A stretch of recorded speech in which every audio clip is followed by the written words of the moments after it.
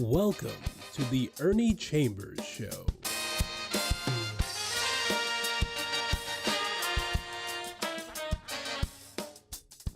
Brothers and sisters, friends, enemies, and neutrals, we're into the home stretch as far as this year of politics. I think people need to understand how important it is to vote. It does no good to have regrets after the election and say, I should have gotten out there and I should have voted. Shoulda, woulda, and coulda means nothing. I know that some people are disheartened about politics. They don't like politicians, but if you don't like any of them, you dislike some of them less than you dislike the others. So, go out, and for black people especially, this is a golden opportunity that will come once in a lifetime. Not to elect a black person, that was President Obama. But remember, Trump and his people said that Obama should not be allowed to run because he was not an American. His name, he had mixed parentage, but he was born in America, and he was more American than Trump. Trump has done things that undermine the Constitution, the laws, and he's a liar. How do you know when he's lying? Whenever his lips are moving. He'll tell lies that can be exposed very easily. He was saying that Biden and the federal government and the Democrats were holding up aid to those people in the Florida area where the tornadoes, the typhoons, whatever they call them, are devastating the countryside. Floods, people being without a place to stay. Some are drowning. And Trump, even though the news media will show that he's lying, will lie. He came up with this statement that Haitians, who are black people from Haiti, obviously, in a town in Philadelphia, in Pennsylvania, were eating the neighbors' cats and dogs. The mayor and all of the public officials were outraged. They said, this is a lie. First of all, in that town, they were just beginning to be a manufacturing entity, and they didn't have enough workers. When the Haitians came, and they're here legally, they saved the economy of that city. They have started businesses of their own. They are not criminals. They are model citizens, but Trump can tell any lie he wants to, and these white people swallow it. And now we've got some Negroes. That's what I call these so-called black men who think that Trump is going to do something for them, and he turns his back and betrays his own white people. What is there that any young black man has that Trump wants other than a vote? He was president 4 years.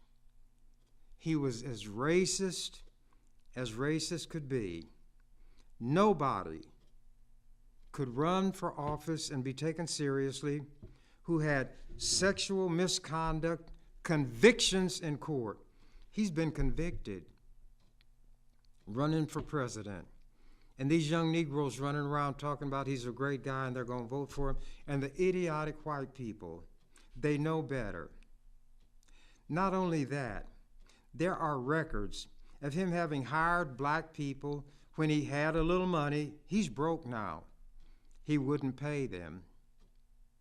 We have been fools, and we need to open our eyes.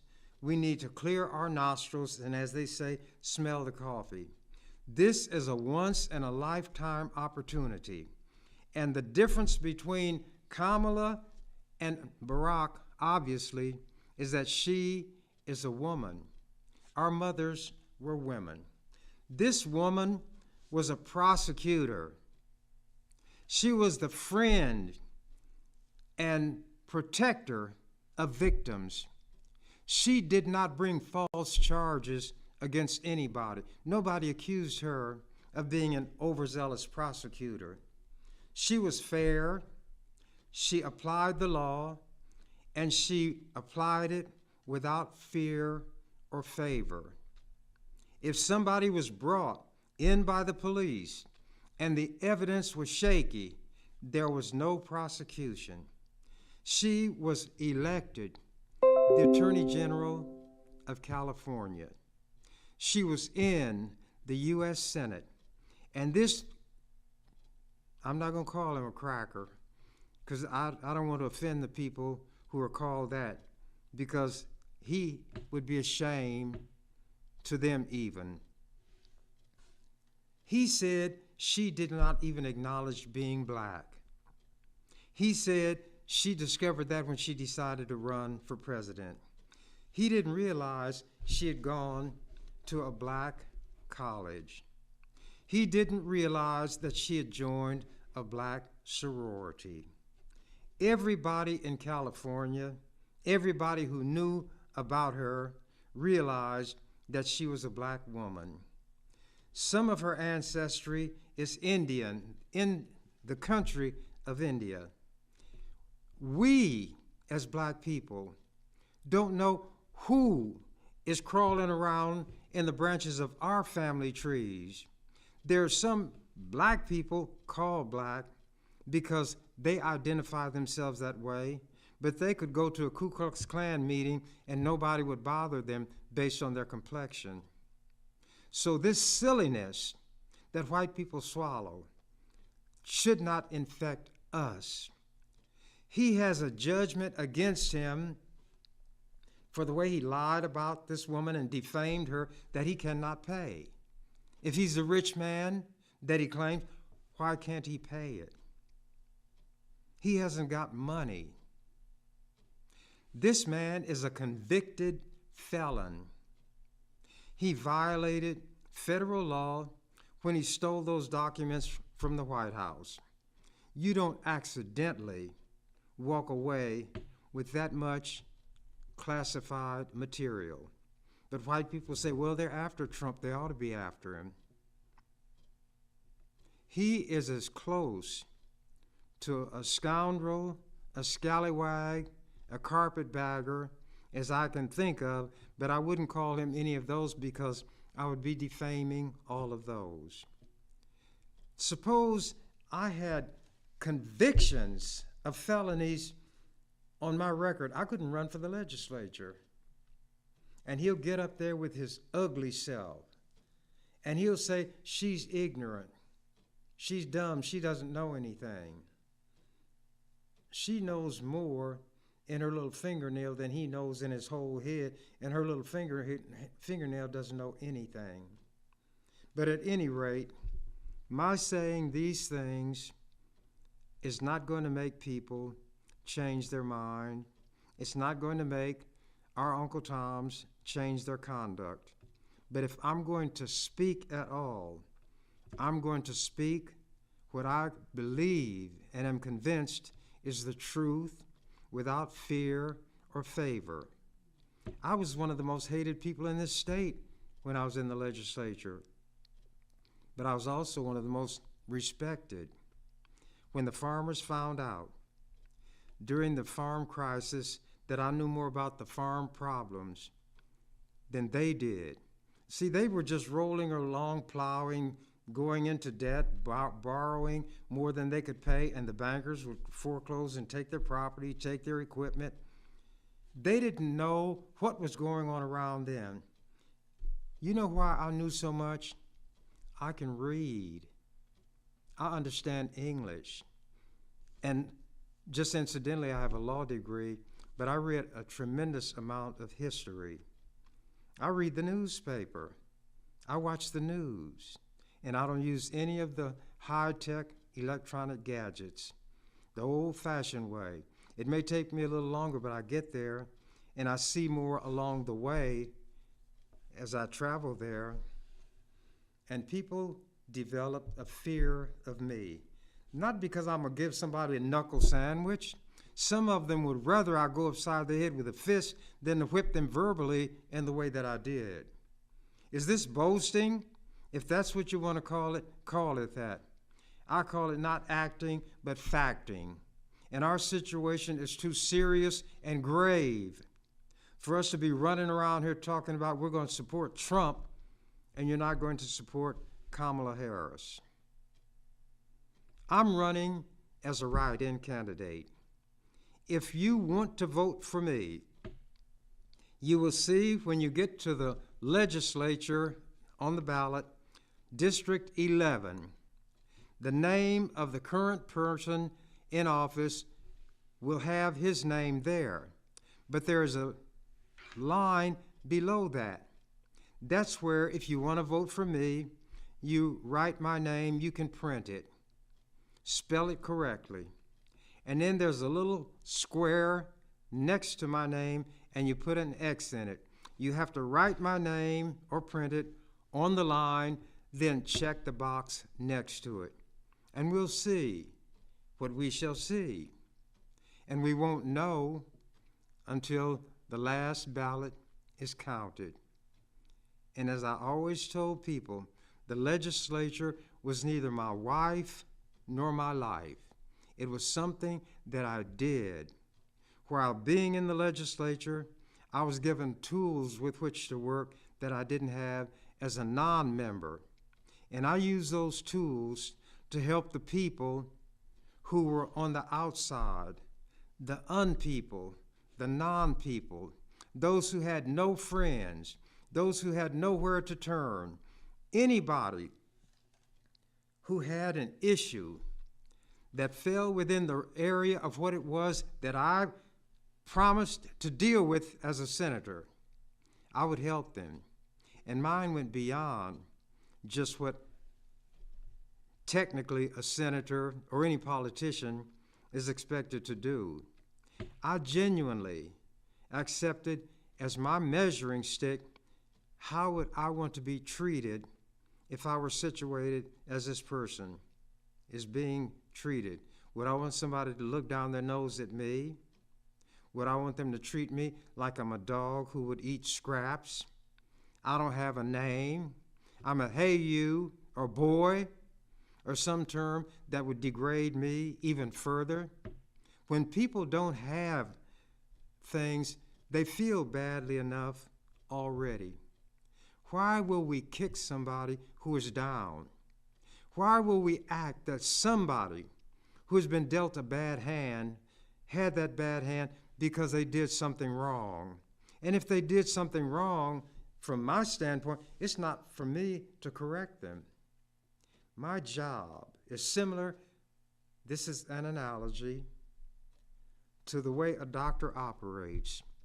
If a person is brought to the hospital and comes to the emergency ward, seriously injured, the doctor doesn't say, by the way, what political party you belong to? What church do you go to? Where do you work? Are you married to somebody of your own race? Are you a queer? Are you a faggot?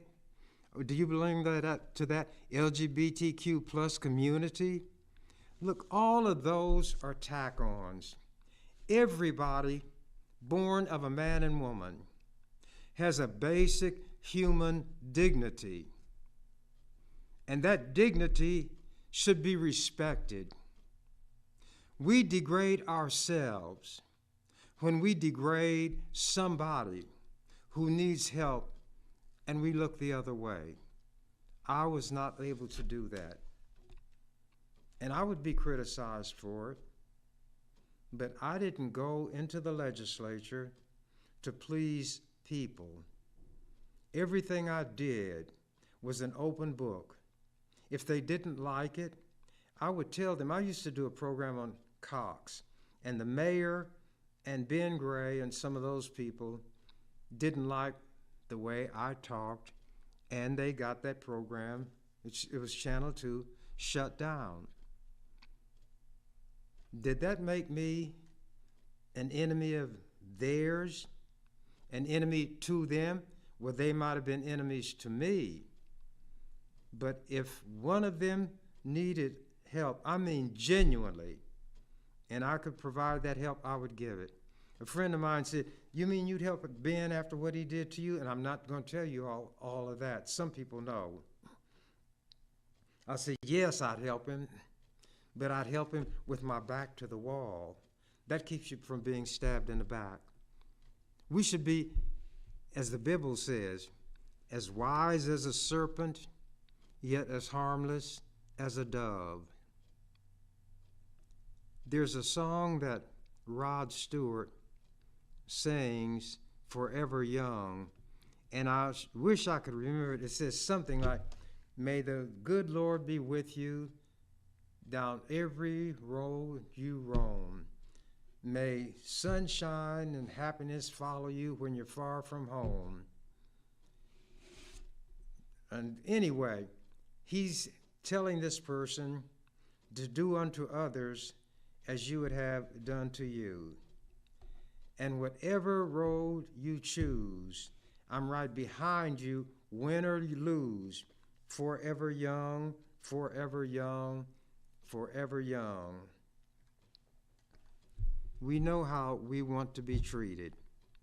And when you've done the best that you can, that's when you, as I term it for myself, I can lay my head on my pillow at night and sleep the sleep of the just. If somebody says I'm an easy mark, I'm a fool, they can say whatever they want to. Words don't mean much to me. What other people think doesn't mean much to me. I do not do what I do to please people. I do what I do to please me. Now, and then I'm going to read a couple of things. There was a woman named Moms Mabley. She was a comedian, one of the funniest people I ever saw in my life. She'd wear these long house dresses or house coats, had combat boots, and she talked like she got something stuck in her throat all the time. She said, I went to this crazy house, and I saw all these crazy people around there, and I was getting ready to go up the stairs, and this old crazy man moved aside, excuse me, so I could go by. And then when I came back down, he's still there. So he said, hey, come over here. I said, man, what you want? He said, come over here and put your ear against that wall and listen. And make sure he didn't do nothing to me because he crazy. I put my ear against the wall, and I said, man, I don't hear nothing. And he looked at me and he said, and it been like that all day. And she had a way of bringing things that would have a deeper message than just what she was saying, but she was hilarious. Now, I said I'm going to have something to read, maybe a couple of things, but let me start, because people ask me what I ever did while I was in the legislature. They obviously didn't read the newspaper, but this is a resolution that the legislature adopted after I left the last time, and this is what it says. Whereas Senator Ernie Chambers concluded his very distinguished career in the Nebraska unicameral legislature on January 6, 2021, and whereas Senator Ernie Chambers was first elected to the legislature in 1970 and has served continuously since then with one constitutionally imposed 4-year hiatus. That's the 4 years I had to sit out because of term limits.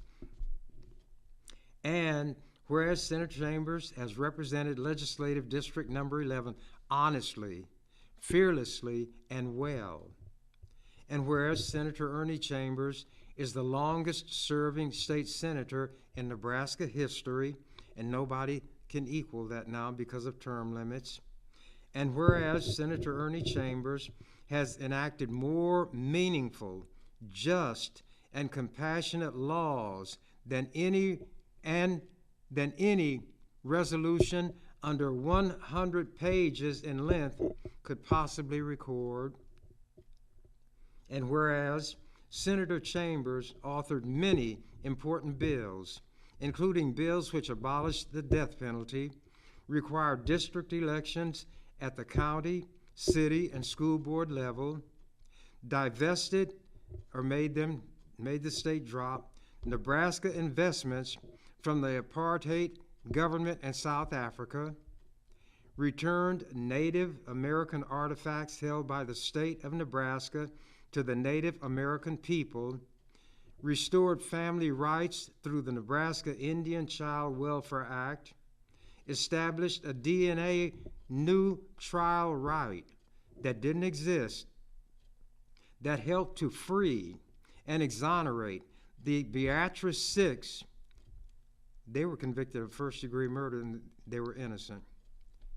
Established the learning community to help eliminate disparity in public education resources and protected the environment and wildlife living in Nebraska.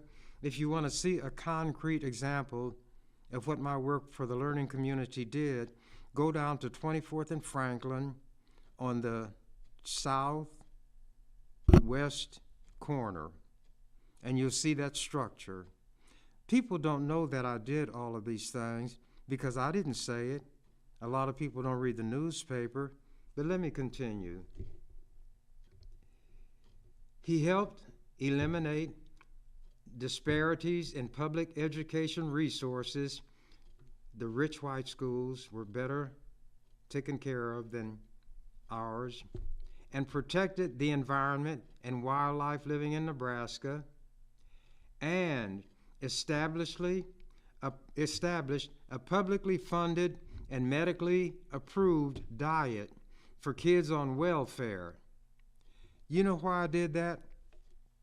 A lady called me and her little boy was sick.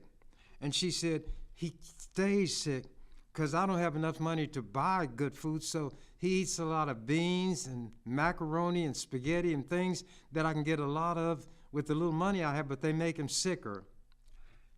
When the legislature broke for noon, I went to the governor and I told him about this. And I said, I'm going to do something. And he said, well, what do you want to do, Ernie? We were on a first name basis. Guy's name was Exon. I said, we have to make sure that when families are in this situation, the little money they get to buy food is going to get food other than that kind that will make the child sicker. Starches and other unhealthful substances. He said, if you get that bill to my desk this session, I will sign it. I don't let grass grow under my feet. I didn't just do the research, I didn't have time. I talked to medical people. They indicated the kind of foods that sick children, like this little boy would need essentially. That means necessarily, it's not something that's like a treat. And I got the bill drafted. I got some technical assistance, and I got it to the governor's desk, and he signed it. People don't even know that. And some of them may have a child or know somebody with a child who benefited from it. But when I got these bills done, I would go to the next thing and not talk about it. I'd even forgotten about that. But let me continue. Whereas Senator Ernie Chambers set a standard for honest, fearless, selfless, intelligent, and informed public service that will inspire future generations and teach such generations how to serve and preserve our democratic state. Now, that might not include any of the people living now, but I'm in history books, whether you know it or not just in Nebraska, but in other parts of the country. In the 4th grade history book that's used in this state, I'm in it. What I did to get this state to take its money out of companies that invest in South Africa, and other legislators saw what I did, black ones, they did the same thing. And in South Africa, the important people said that's going to start a bandwagon effect, and pretty soon we're going to be in trouble because without these states investing their money over here, we're in trouble. Well, that's exactly what happened. In the South African, the racist government collapsed. Nelson Mandela was elected president. Nelson Mandela knew who I was. Well, I am. Now I'm not going to go into a whole lot of, I was mistreated, gave a speech at the University of Nebraska the university snubbed me. I was not invited because I was fighting against the university because of the way they discriminated against black students. I got a scholarship that would apply to needy black students. Then the white people, when they found out about it, there was a professor, he said, we shouldn't have this. So they got a constitutional amendment that said there could not be what they call affirmative action. Now, being less than 10% of the population, how many jobs are black people who are discriminated against going to take from white people? That's what happens. I'm aware of these things, and I'd be down there fighting alone. Ministers didn't come. Teachers didn't come. The public hours didn't come, even if they knew they didn't have a way to get there. But that's why they sent me. They sent me because they knew what I would do. They knew I had something in my head, and they knew I was fearless. I was relentless, and I'm not going to let anybody frighten me and make me shut up. If they tried to make me shut up, I talk louder. And then I tell them, you can say what you want, but don't put your hands on me. I didn't run from the police. I ran to and after the police, and I've got the records to show it. But I also have an arrest record longer than Jesse James. But if I was convicted, I couldn't have gotten in the legislature. I was falsely arrested numerous times, one time on the steps of the barbershop for looking at a cop. And I've got the record to prove it. That went to trial. The judge dismissed it. But that's just some of what I went through. And that's why I know what happens to black people, because it happened to me. But I was not a whiner. I was not a crier. I was not a complainer about what happened to me. But I would do whatever was necessary that was in my power to help us, and I helped those of us who couldn't stand me. I didn't go to church, but I didn't do anything against people who do. It's up to them to live their life the way they feel they ought to. I'm not a judger or a divider over people. But I know what I promised to do when I gave that promise when I first got in the legislature, and I did it better than anybody else. And the records are there to prove it. One lobbyist was so impressed with the things that I said. Every word that we speak in debate is recorded and then typed. He had, with his own money, every word that I said during a given session of the legislature. He got all of the transcriptions of the debates in which I participated and had a book published. He said, something ought to be out there if the public wants it, that will show how many issues you discussed, how prepared you were, how you ran rings around them with their own rule book. I got judges disciplined when they violated their own ethics because I knew more about their ethics than they did because I read the law that set out their ethics. I wasn't down there with cap pistols or an unloaded gun, just to use an example that people who are crazy about guns would understand. But with me, they feared my loaded brain more than they did a loaded gun. They wished that I would have come against them with a gun. But let me continue here. Paul, who wrote things in the Bible, had talked about boasting, and he said, well, let me boast. And then he began to talk about the things he had done. This is what is a matter of public record forever. Whereas Senator Ernie Chambers set a standard of honest, fearless, selfless, intelligent, and informed public service that will inspire future generations and teach such generations how to serve and preserve our democratic state. And whereas Senator Ernie Chambers personified principle that, quote, the salvation of the state is watchfulness in the citizen, unquote. And whereas Senator Ernie Chambers now returns to the realm of private citizenship, having made an inestimable contribution to our community, state, and nation, and to the world.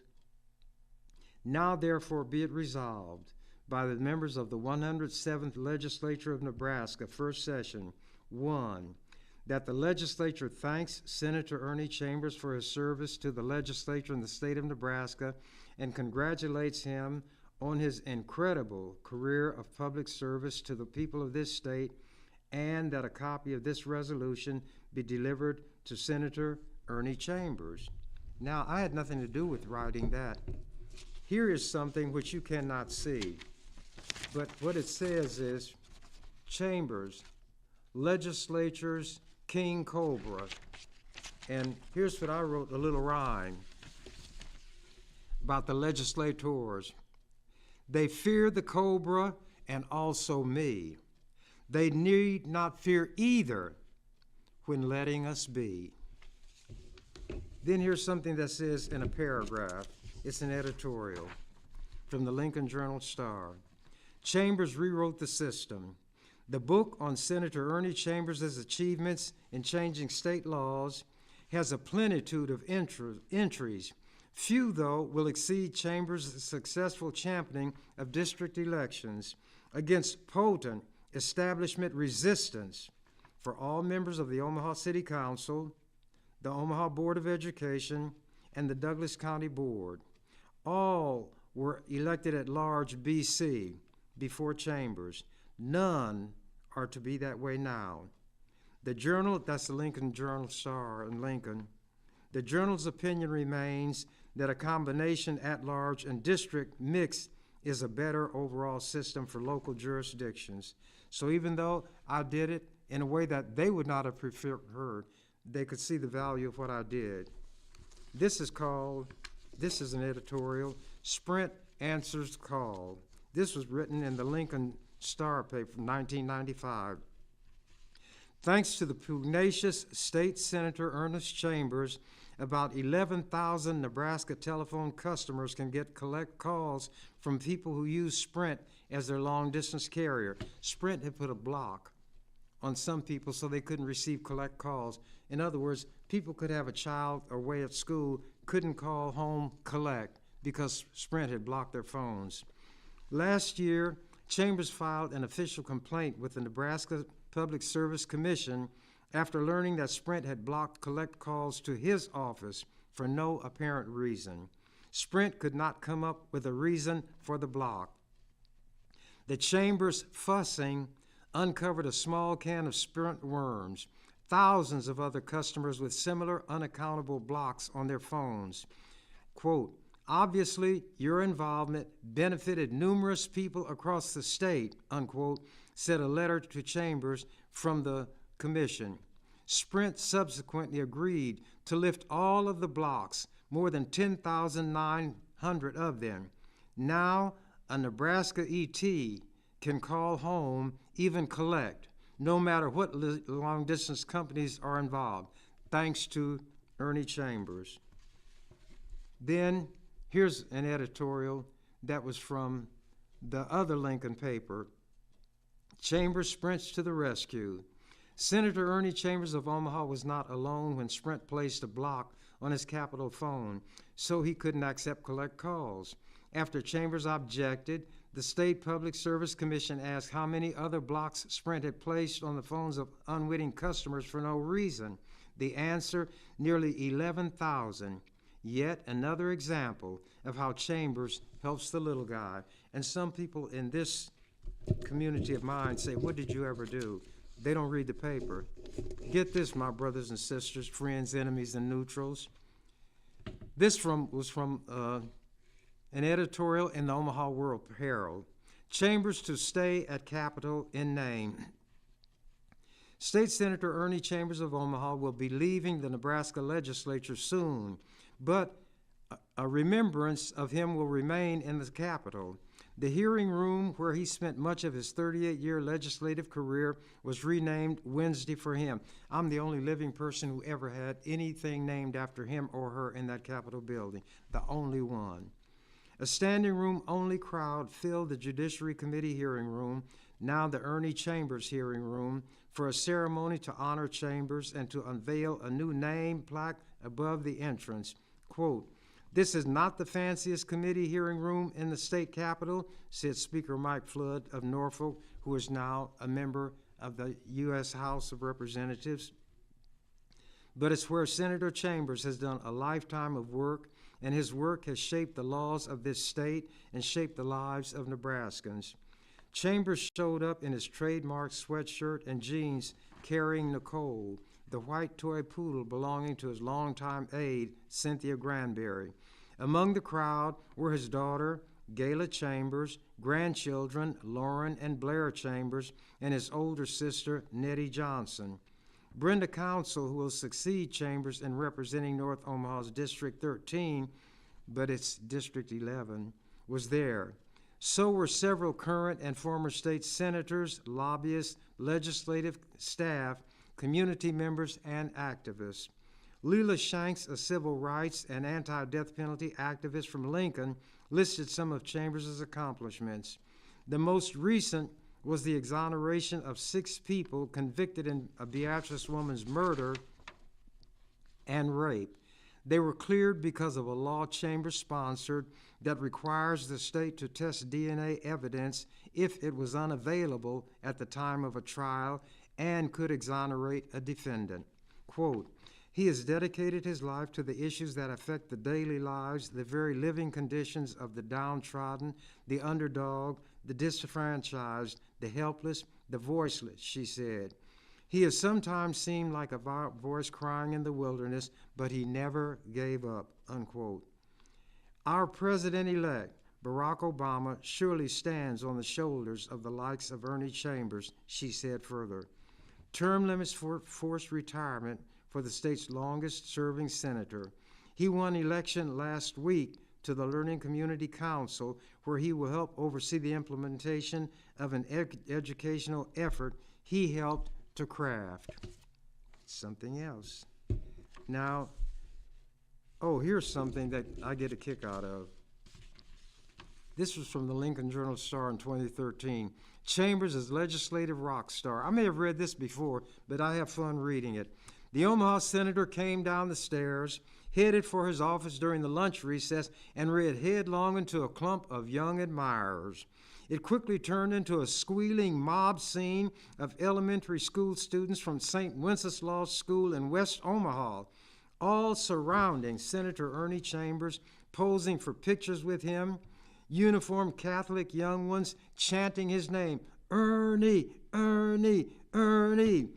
One boy reportedly endorsed him for Pope.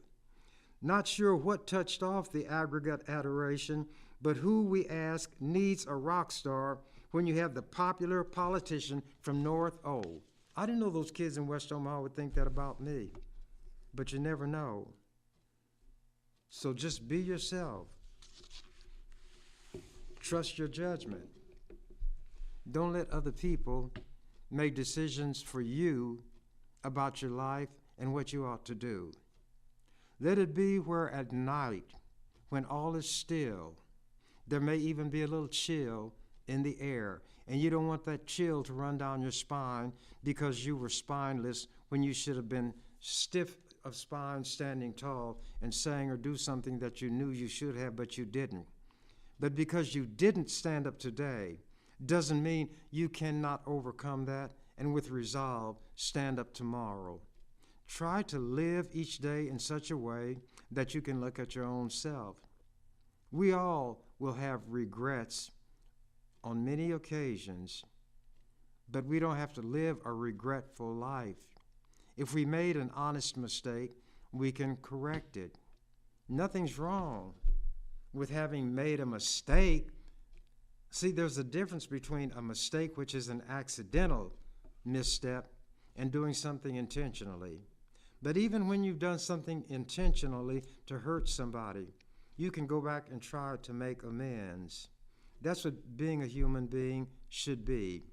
We don't act instinctually or from instinct like an animal.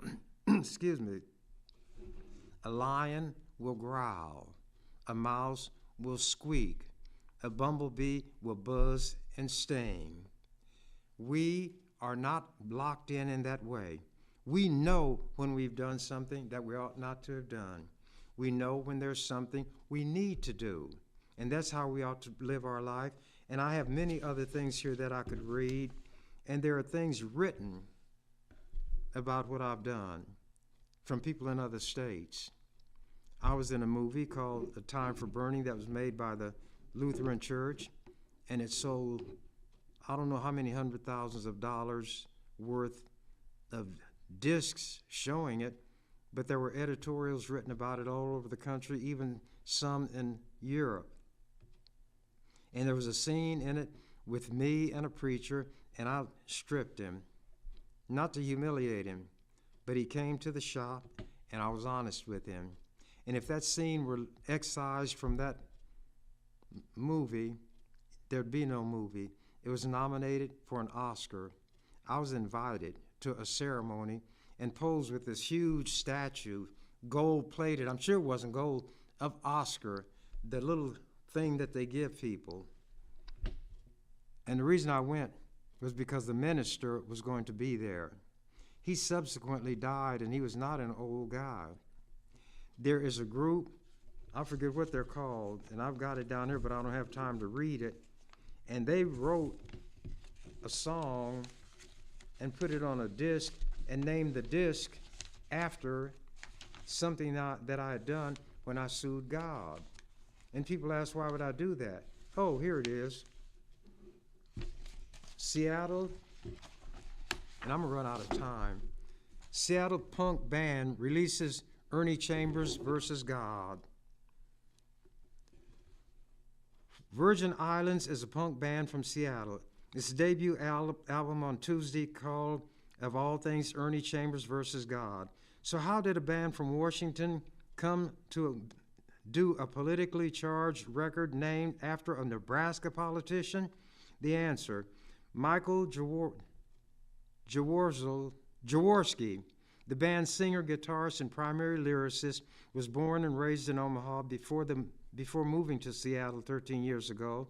He's not lost his connection to his home state, nor his admiration for Chambers. Quote, Ernie Chambers is such an inspirational figure, Jaworski said. I've always been drawn to him as a political figure. He's kind of like the punk rock politician. He sticks up for people who don't have a voice. He's trying to make the world a better place in his eyes. I happen to agree with his approach. Virgin Island was formed, then it tells how they were formed, and they said that it had nothing to do with the lawsuit itself. That lawsuit was part of the inspiration, said Jaworski. There's a lot of frustration with the status quo. The right, meaning politicians, is getting more radical, and the left isn't as strong as it should be. Politicians aren't looking out for the best interests of the people. That's something Ernie has done over the years. It's definitely not a concept record or biographical piece about Ernie Chambers, but he had a lot to do with the thinking that's on it. Ernie Chambers versus God isn't just a political album. There's some cathartic punk releases among the 10 tracks that has nothing to do with any issue. And then he goes on to mention that he wasn't concerned about that lawsuit that I filed. He said people can dance to it. But he hopes Chambers appreciates its intent and might want to check out a show if Virgin Islands makes it to Nebraska later this summer. Until then, Ernie Chambers versus God is available at Homer's Music and these other places. So I have influenced other people by the way that I conduct myself, and they do not see things the way that I see them. They may not even agree with what I say and what I do, but they like the integrity that they perceive in me. And that's what I would like to have, and it's what I would offer everybody. And if you write my name in and send me back to the legislature, then I assure you, you're going to get the same quality of work that I had given for 46 years, longer than anybody else. And they say that I'm a cinch to enter the Nebraska Hall of Fame, but I won't know anything about that because you're not even eligible until 15 years after you've croaked. As the canary said when he found out that the door to his cage was unlocked, I'm out of here. You've been watching The Ernie Chambers Show. If you'd like to leave suggestions, email us at ewcfacts@gmail.com. That's ewcfacts@gmail.com. This is an EWC Communication production.